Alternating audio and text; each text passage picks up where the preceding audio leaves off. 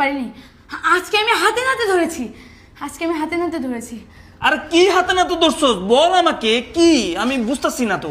Sir, আপনি প্রতিদিন অফিসে যাওয়ার পর ম্যাডাম তার বয়ফ্রেন্ডকে নিয়ে তার রুমে অনেকক্ষণ খারাপ সময় কাটায় স্যার।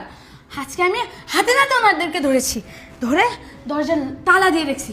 এই যে নেন চাবি, আপনি দরজা খুলে নিজেই দেখেন। কি বলিস তুই? আচ্ছা সুমাইয়া, তুই একটা কাজ কর, যা তুই যাই দরজা খুল, আমি সিচুয়েশনটা দূর থেকে দেখি তোর কথা সত্যি কিনা। যা ঠিক আছে, এনে।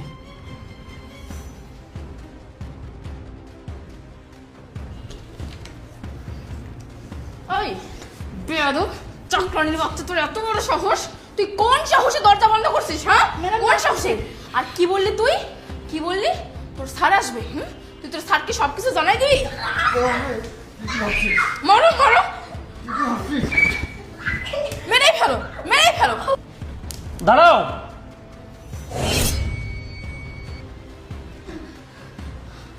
তুমি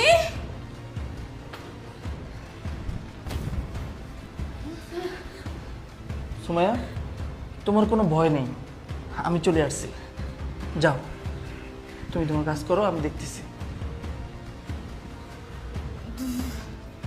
তুমি হ্যাঁ আমি তো। কি আমাকে দেখে কি অবাক হয়ে গেছো না? মানে আমি হঠাৎ করে কোথা থেকে আসলাম? এই ছেলেটাকে? এই ছেলেটা আমার ভাই। ভাই? কিসের ভাই? এই দাঁড়া! আর কই যাবি? দরজা বন্ধ, বের হওয়ার কোনো চান্স নাই। ভাই? কেমন ভাই? কই আগে তো এই ছেলেটাকে আমি কখনো দেখি নাই। কেমন ভাই তোমার বলো? ও মামা তো ভাই। মামাতো ভাই? হ্যাঁ। মামাতো ভাই? তোমার মামাতো ভাই না? কই তোর মামাতো ভাইকে তো এর আগে কখনো দেখিনি। আরে তুমি দেখবা কিভাবে? ওর সাথে তো তোমার কখনো দেখা বা কথাও হয়নি। আর একটা কথা, তুমি কিভাবে এখন বাসায় আসলে? মানে এই সময় তুমি বাসায় কেন?